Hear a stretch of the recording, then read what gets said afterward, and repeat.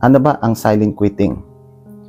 Silent quitting ay isang paraan para makaalis sa isang relasyon na hindi mo basta-basta kayang bitawan.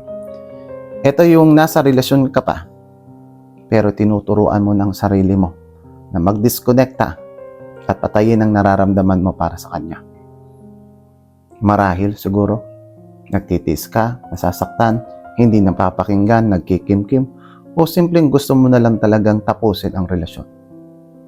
Sa paraan na to, tuturuan mo ang puso't isipan mo na hindi na magdepende sa kanya. Ang emotion, affection, validation, tatamaan, maapektuhan, hanggang matutunan mo at magkaroon ka ng lakas ng loob na kumalas na. Bumubuelo ka na lang. Naghihintay ka ng tamang panahon para magkamali siya.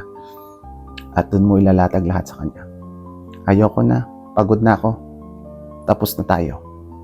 Ngayon, ang dating nito, magmumukha ka na binitawan mo siya ng basta-basta. Pero ang totoo nito, nauna ka lang nasaktan. Nauna ka lang maghilom. Alam mo, nasa relasyon ka pa, pero nag-move on ka na. Samantala siya, sariwa pa ang balita, sariwa pa ang sugat, samantalang ikaw, hilom na hilom ka na.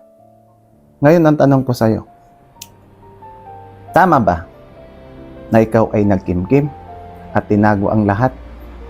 O mas maganda na sa umpisa pa lang ay sinabi mo na sa kanya nang sa ganon, baka posible pang maayos pa?